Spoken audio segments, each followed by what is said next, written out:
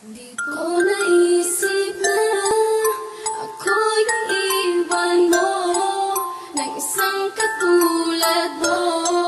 Pagkatapos kong ibigay ang lahat-lahat sa'yo, di ko naisip na ako yung iwan mo ng ganun na lang.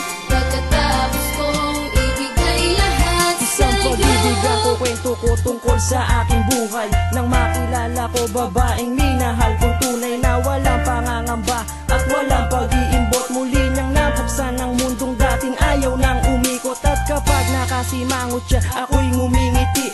Una ko kasing napapansin ang mapula niyang labi at lagi nang sinasabi wala nang ang ibang babae na magmamahal sa'kin kundi siya lang. At ganon din naman ang tulad ko na nilalang. Binigay ko ang lahat kahit ako'y mahirap lang. Kaya't wala nang sino man na sa'min nahahadlang sa pag-iibigan namin na Diyos lang tanging nakakaalam. At limutin ko siya sa isip yan ay hindi ko alam. Ngunit bakit sa isang saglit bigla ka sa'kin pinagkait. Sobrang sakit, di ko mapigilan na hindi ako mapapikit. At iniwan ako ng babae nang hindi ko lubos maisip.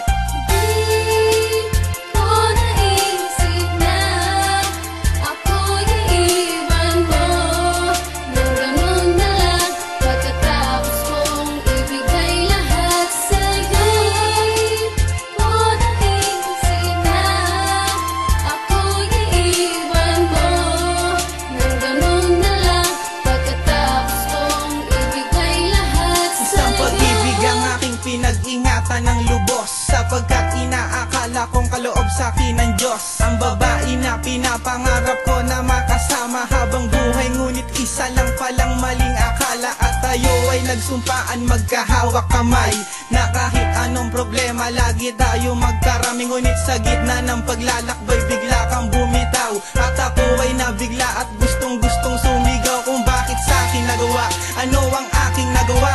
At ako ay iniwanan ng parang balewala. Pagkatapos kong ubusin ang oras sa'yo, ialay ang buong buhay kong to ay sa iyo ko lang inalay. Kaya hindi ko mawari kung ano ang kasalanan na aking nagawa, kung bakit mo ako iniwan. Ginawa ko naman ang lahat, ako'y naging tapat. Kaya hindi ko nga malaman bakit di naging sapat.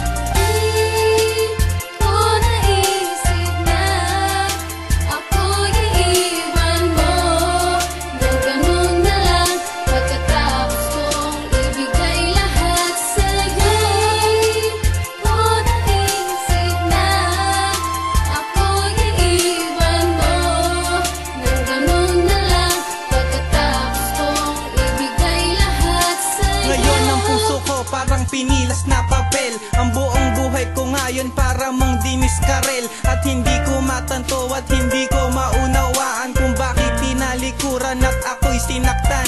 Ang lahat tinalikuran ko para lang sa'yo. At alam ko na alam mo na ginawa ko to. Ang puso ko sa pagtibok ay gusto nang huminto, sapagkat wala na nga ang pinakamamahal ko. Sadya talagang sobrang pait, ang tadhana ako'y pinagkait. Minahal ko naman siya ng lubusan, nagawa pa ako na ipagpalit. At ang malupit, matagal na rin pala ako sa'yo nakikikabit. Sobrang sakit, di mapigilan na hindi muling mapapikit ang mga mata sa bawat patak ng aking mga luha. Siya pa rin ang tanging naaalala kahit nakalipas na. At sa muli kong pagpikit, di na sana muli kitang maisip. Dahil lahat ng mga nangyari tuturing ko na panaginip.